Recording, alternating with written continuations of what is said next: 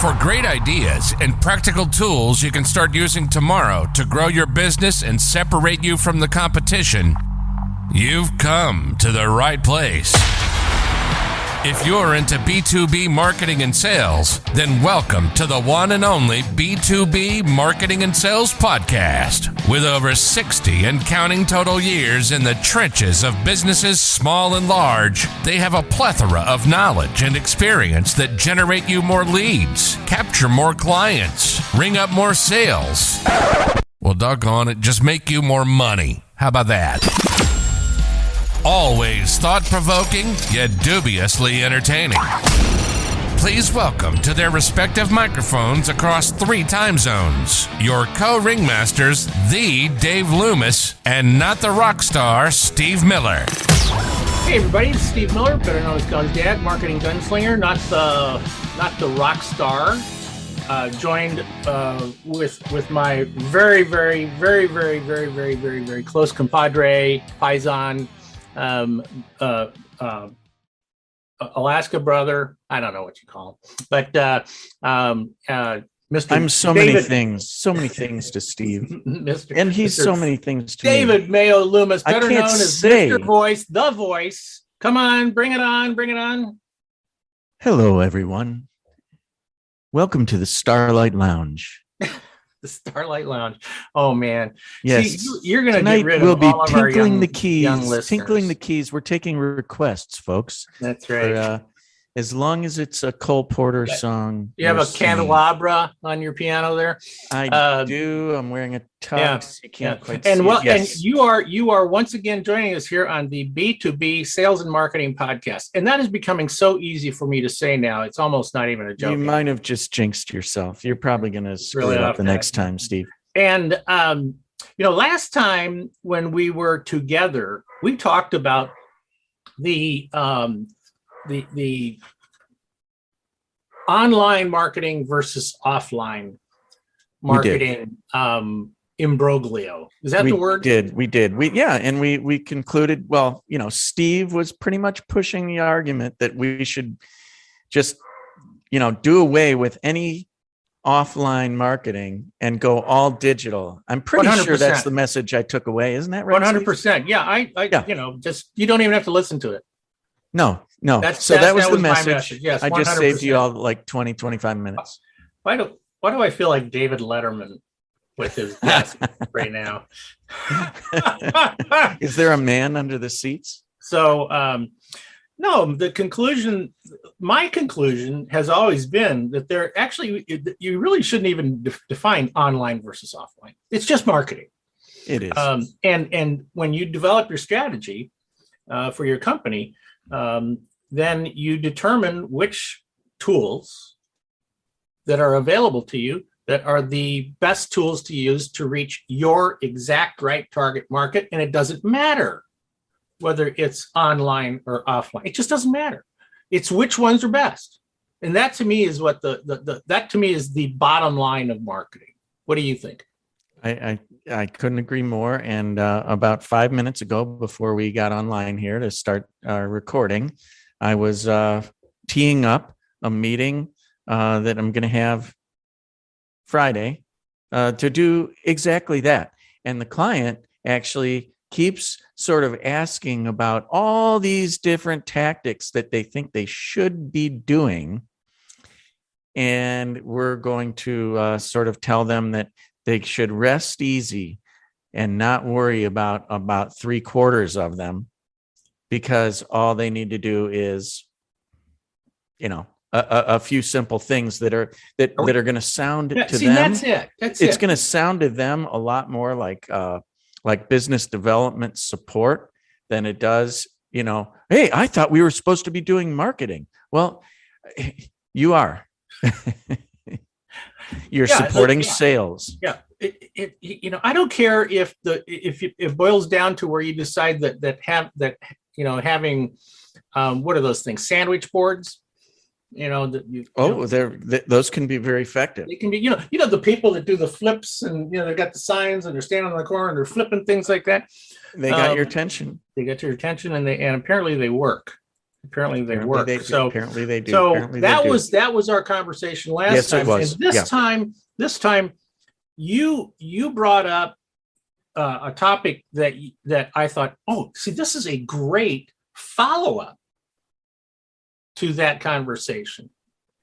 Yes, Because, it is.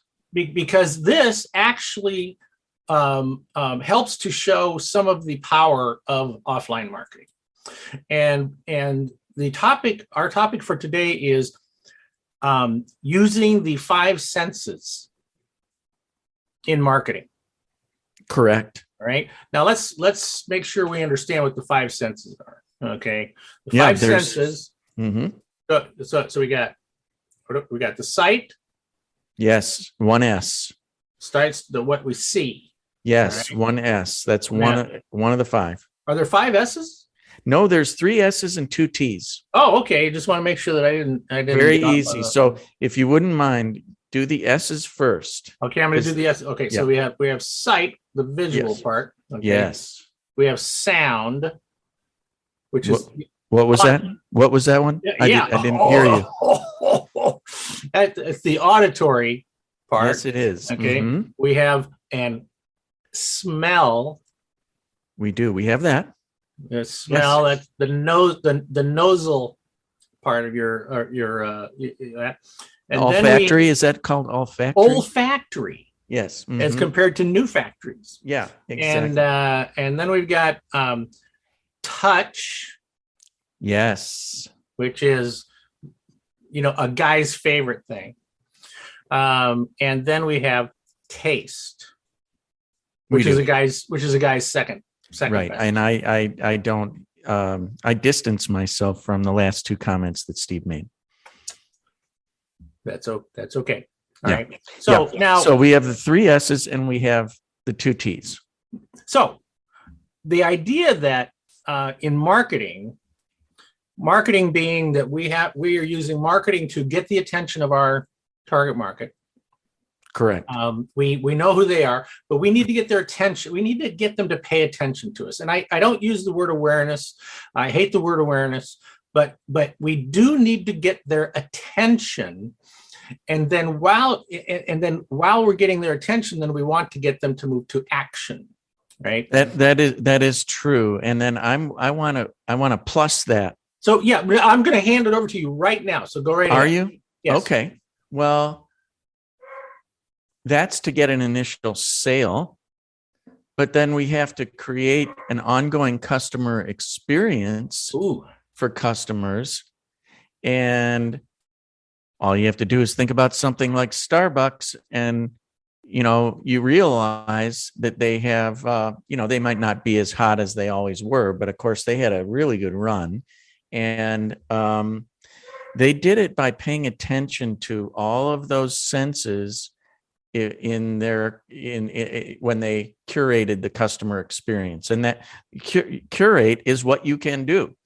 If you think about all these things. Now, that's a good word to use, actually, is how do you curate the experience of your I've in my books in Stealing Genius, I use the word orchestrate. But curate, I think, might even be a better word than orchestrate, because it sounds to me like it's a lot more personal to them. So when you say, all right, so when we talk about using the 5 senses in marketing, let me hear it from your perspective. Where do we go from here? Where does this conversation go from here?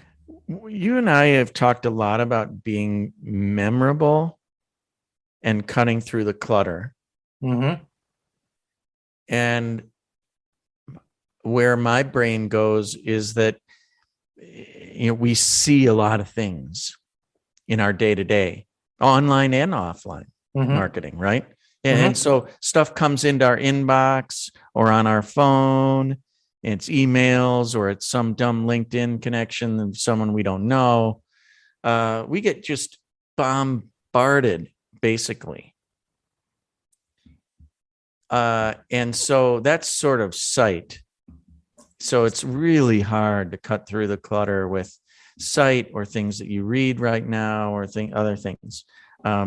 But when you start getting into some of the others, like sound, what can you do creatively that's different, that distinguishes you, that, either not only gets attention for you, but is something that's memorable. Mhm. And then bringing in other things like sending something to someone that has a distinct smell that's pleasing and memorable. That actually memory is linked to smell in an incredibly powerful way. I was good. I have written down here that to me the two senses that have incredible memory power for people are smell and sound. Smell and sound, yeah. So like a song. They trigger a lot of things for us, and You- that's what we want. I feel like I'm on Groucho Marx's show. You said the magic word. Yeah, to me it's and I believe this is a very, very important part of marketing. Is that it is anchor and trigger.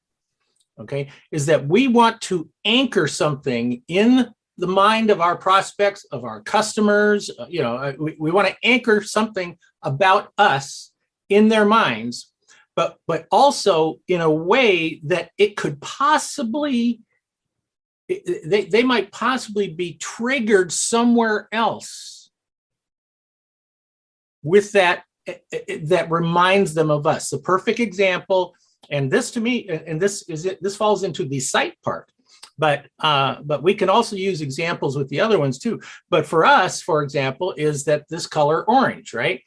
And we work very, very hard to connect the color orange in our customers' minds, in our prospects' minds, with us, with K and I. All right, we work really, really hard to connect that with the word uncopyable and with us, and so we anchor in their minds the color orange. Uncopyable, Stephen K. So such that when people see the color orange, it becomes a trigger. Yeah, absolutely. It becomes a trigger, and it's worked over and over and over and over again. So there's no reason why we can't do that with the rest of the senses. Right, and we should. So I'm not going to even try to recreate this sound, but I'm going to tell you that you probably over last weekend or this weekend or whatever, you were out and about and you heard a guttural engine sound from a motorcycle. Right. Harley Davidson. You just thought of Harley Davidson. I guarantee, just thought of Harley unless Davidson. you live under a rock, you just thought of Harley Davidson. And all that's not by mistake. They actually have the sound patented. Yes. And so that's one. I could think of another one that has to do with almost fit and finish. Like if you think of a car door that's the tightest possible fit you've ever seen or heard, and it makes a whoomp, that's like, what brand, comes to mind for that? I don't know, but Rolls Royce. Sure. I mean, it's like there's examples for all this. Well, and we should also point out, to continue to just look for other examples is like on TV in particular, sports shows have an audio stinger, is what they're known as. Yep. A sound. Law and Order, boom boom. Definitely, all those channels now, like YouTube TV or Netflix, and you're bringing up Apple TV Plus or Paramount, whatever you're loading. When you start your computer, whether you have an Apple computer or a Windows-based computer. Right. They're different sound, but they have their own sounds. Okay, so another sense like sound. Music, or you could use music. You could connect yourself to a song. Connect. You literally can do that. You could go out and you could license certain music, and you watch commercials, and there's music that they use that might have been very popular music at one time, and they're using that to try to so that. And if you ever hear that song again, you're supposed to remember that Yeah, exactly. Now you may be listening to this and thinking, I'm an industrial B2B company. I'm a small company. We barely have, we're getting by, and what is all this about? Like, how can I actually implement any of this? Let's say you make a machine of some sort. It probably has an on-off switch. Mm-hmm. What's it feel like? What's that feel like if you're the operator of that machine and you push the on-off button, or you have to use dials or other controls or a keyboard or any of those things? These things make a huge difference. And I was just talking to my friend. So I have a friend who owns a design firm called Balance Innovation and Design. And they are basically a small IDEO. They're very, very elite. They do work for, I probably can't even tell you who they do work for because I would get sued or something. So, but the biggest brand names that and they use a term called experience brand language. And I had to talk to them about what that meant. Mm-hmm. And they explained that when you're designing a line of products, and this can go for B2B too, they do some consumer products like kitchen appliances and things like that. But when you're doing that, it's not just that it needs to look similar and identifiable. The sight is important. The sound of that blender is important, but the switches, and they time it and they experiment with different pressures and the time that it takes to activate it and all these things. They want it to get just right because they want it to fit into your experience that you're having. And that will then define the brand, which we always say is the promise of an experience. That's right. That's exactly right. And you just reminded me of something that I have not thought about in many, many years. And I think I've got the term correct. Lexus, when they were first getting started, wanted to position themselves as a high-end vehicle, right? Yep. Right? Yeah, and to the point where in the beginning they wouldn't even admit that they were Toyota. Okay, they did not. Right. They didn't do it through the Toyota dealers. They set up. It was expensive. They set up a whole network of. They Lexus set up a whole dealers, new network from scratch. From scratch, and because they wanted to create a new brand, a new branding experience, that you're talking about. One of the things that they talked about practicing, and I think I've got the term right. It's called Hataname. I think it's Hataname in Shitsu.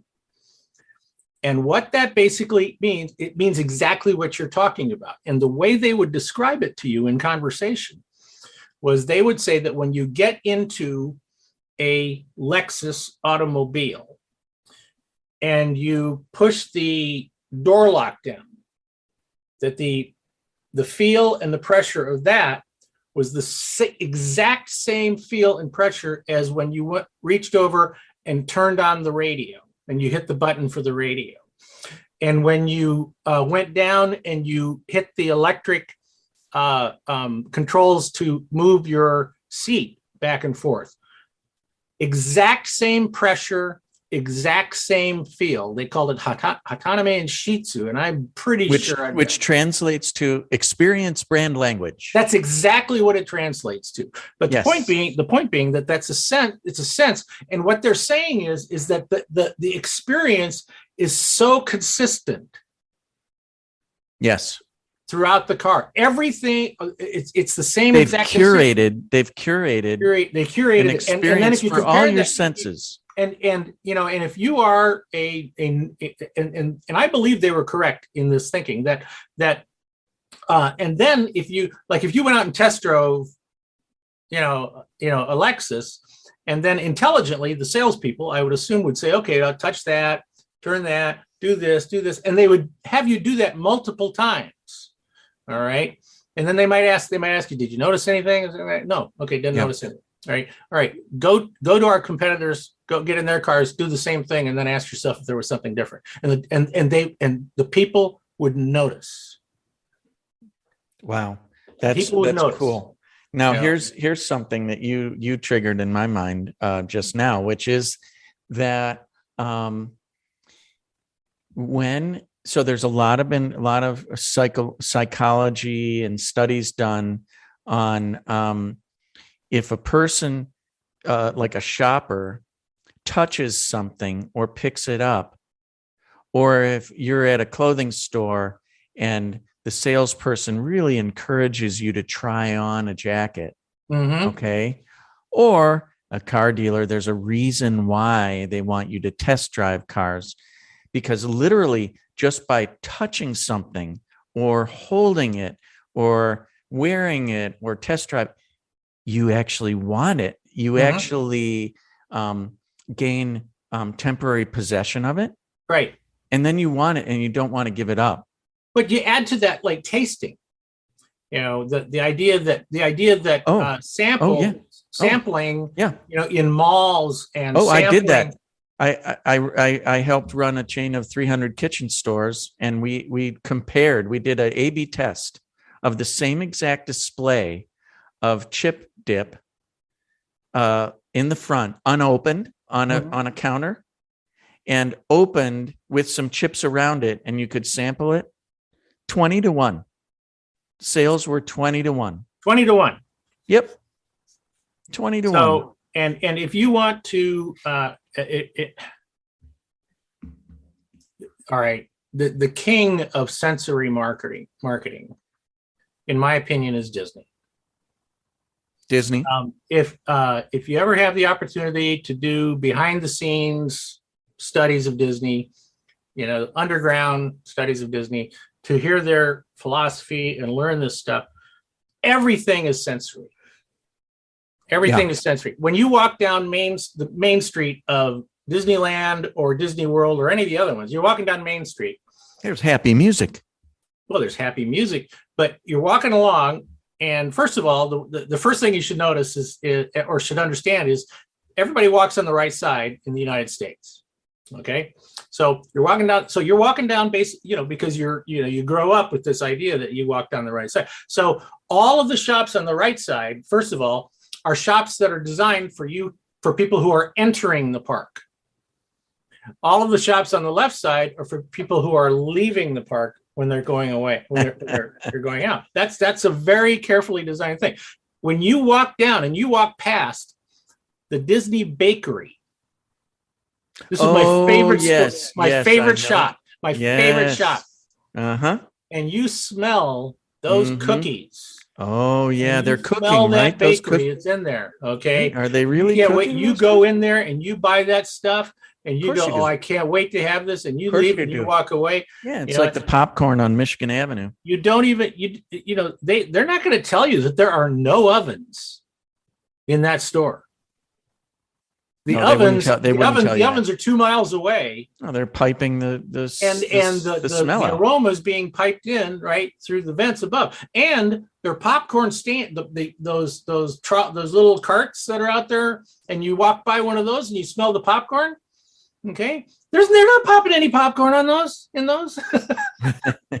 That aroma is being pumped out to you in the air. So now, all right, so. Now people, and they're going, oh, that's unbelievable. And I mean, there's more. There's so much more about it, about Disney. It's unbelievable what Disney does to manage your senses to enhance the experience.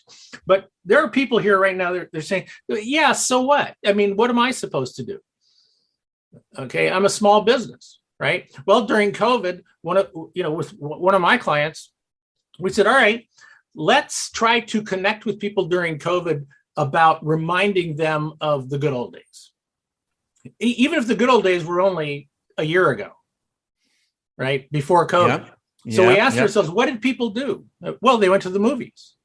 Yeah, they did. What did they do at the movies? They got popcorn, right? So we, every month or so, every month, we would send something to people to try to help them reconnect with the good old days, which were only a few months ago.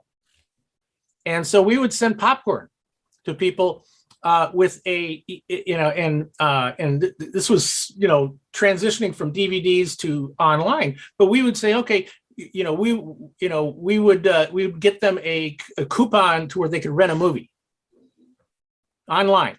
And then we would say, they could rent a movie in, one of their streaming movies and, have some popcorn on us to remind you of the good old days. And the popcorn would be in a bag that had their logo and the colors and, and stuff like that.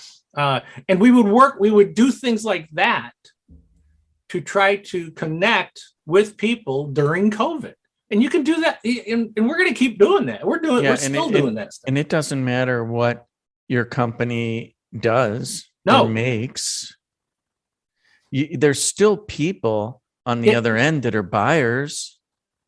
They still have to live somewhere. I mean, you might think that, I sell an industrial product and I sell it to another company and it gets delivered on the dock. Yeah. And someone made the decision to buy this. Yeah. And B2B, I don't know where they live. They probably live at the office. No, they don't. I think B2B is one of the worst terminologies that we've come up with in the B2B world. And it's in our name of our podcast, for God's sake. Yeah, but it's because that's the people we're talking to. That's the world they're it's human in. To human. It's human. It's human to human. We're still people selling to people. Yeah. Okay. And so if we're trying to get them to pay attention to us, to engage with us, to remember us, and to want to continue the conversation with us, we are far better off human to human. Yeah, I've got another helpful analogy for somebody that I put in my book that I wish I remember who told me this originally, but it's always stuck with me. And that is that when we're in business, whatever business it is, if we're meeting with someone who's, say, a potential customer, or let's say someone's coming to our office or our factory, or or maybe we're going to meet, but there's interaction, right? Think of somebody coming to your house for dinner. Okay. Well, let's talk about that for a second, because when you have somebody over for dinner, do you just leave your house exactly the way it usually is? And maybe you don't even answer the door. You just hear a knock and you yell, "Come on in," and they come in and the place is kind of a mess and you haven't really even set the table. You don't have the lights on. No, I mean, if you're a hospitable person, then, you're greeting somebody at the door, but you've prepared, you've cleaned the place up, you've lit some candles, you've put lighting, you've used dimmer switches, you've got it set up. Yes. Dimmers, I love lighting, is so important. And you have music on, maybe it's music that they like. Right? Yes. And don't you, these days you ask somebody that's coming, "Hey, do you have any dietary restrictions? Oh, you're allergic to fish, so you don't serve fish." That's the analogy. But okay, somebody's coming for a meeting at your, because they want to check out your operation, and you're a roofing company, and you've got a corporate office and you've got the plant in the back that you're going to give them a tour. Why not think about it? Why not think about, you've got a welcome screen, you've got that's right there that has their name on it, that makes them feel welcome. And the receptionist isn't surprised if there is a reception person. Right. They're not surprised at that person there. They know that they're coming and they call them by name. And then they don't make them sit there. They take them somewhere meaningful and they give them things. You take care of people and you put them on it's all curated. Now let's flip it around. Flip it around to when, if you are the one going to their office. Sure. One of the hardest lessons I ever learned from a sales and marketing perspective was when I was working for a Japanese toy company. I was the and pardon me if this is an inappropriate way of saying it, but I was the highest ranking round eye. They called me. Okay, they called me. But Yeah. all right, so I was This the is highest. historical. This is a historical. Which basically means description. I was the highest ranking non-Japanese person Okay. in the company. All right. Mhm. And when my boss would say to me, and we sold around the world, and I still remember the first time he said to me, he said, you and I need to take a trip and visit all of our representatives, our distributors, our agents, everybody all around the world. And we took like about, I think it was like 4 weeks or maybe longer. Nice gig. It was crazy. Okay. And everywhere we went, when we would go into somebody's office, well, first, number one, he always had a gift for them. And it was a gift of a little gift of Japanese candy, just small box, and he would give that to them. And then he would say, he would always ask them to have a picture taken with them. And so he'd hand me the camera. This is, before cell phones, and he hands me the camera, and then I would take this picture of them, and we did this all around the world. And I said, why are you doing this? And he said, because I'm going to send this to them afterwards. I'm going to send them this picture. And I thought, I 100% honest, I thought it was stupid. And I said, and I told him that, and I said, that's the dumbest thing I ever heard. So next time I go out on my, by myself, and I'm going out to visit these people, going out to see all my agents and stuff like that, I would bet you money that over half of them, now he had taken that picture, framed it, and sent it to them. I would bet you over half of them had that picture on their shelf or on the wall in their office of him with them. And who's going to throw away a framed picture? Well, so you see again, it reminds it's relationship and a the reminder. Relationship and how he treated them, and he was, he was extremely respectful to them, and he brought them a gift, and that type, and it's like, okay, nobody else ever did that for them, and this is a sensory thing. Where he's, like I say, bringing a gift and a sensory thing where he's sending them this picture that is a memory of their meeting together. Very, right?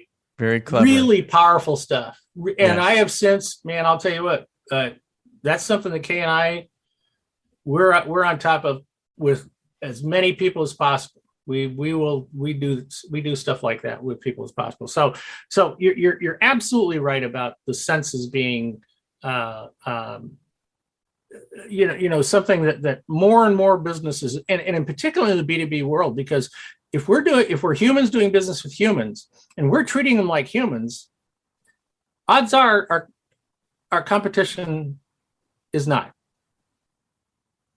That's right. They're treating them like engineers, technicians, managers, buyers. That's what they're treating. Right. Right. Treat them like real people, and remember it. And if you don't have a good memory for people's personal backgrounds that you learn about at a meal or in conversation, write it down, put it in your CRM system. I mean, I can't tell you how many times I've mentioned to someone who I haven't seen in a long time, well, how's Bobby doing? Last time we talked, he was, trying to get onto that soccer team at college, Yep. Or whatever it was. Oh gosh, he's graduated from college now. Thanks for asking. Wow, you have a good memory. Jeez. Yeah. Well, I probably have a terrible memory, but I write stuff down. Write stuff down. Who really was great at that. And this is if you have never read this book, I don't care. Go get it. It's called Swim with the Sharks. Harvey McKay. Oh yeah. It's an older classic.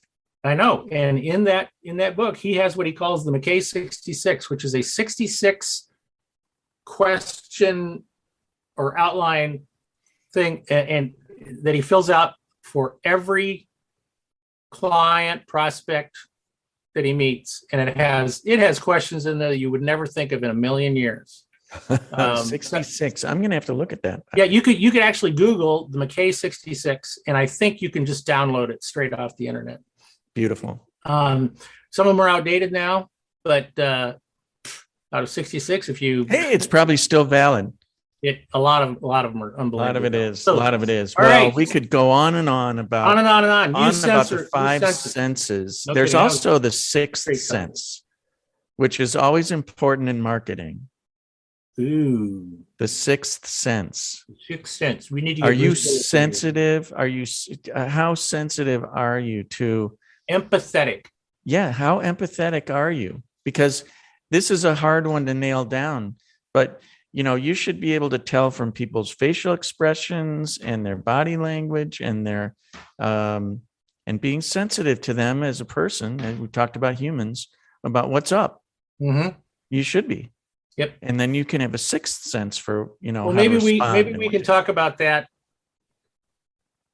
Let's just do a whole episode on the sixth sense. The sixth sense. Let's do that. Let's do that next time.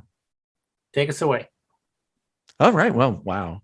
You all have been listening to the B2B Marketing and Sales Podcast with Steve Miller, not the rock star, also Kelly's dad. He's got, marketing gunslinger. He's got a smoking hot wife, Kay. He's got a lot going for him. He's got a lot going for him. And of course, I'm just the voice, the Dave Loomis. Yes. And it's been a pleasure, an absolute pleasure. And we will see you next time. Thank you very much. Bye-bye. Thank you for listening to another episode of the one and only B2B Marketing and Sales Podcast, the source for B2B marketing and sales insight. If you enjoyed the podcast, please be sure to subscribe and leave these old guys a 5-star rating. Check the show notes for any links and contact information. You can always contact us by going to b2bmarketingsalespodcast.com. Thank you, and keep on marketing, keep on selling.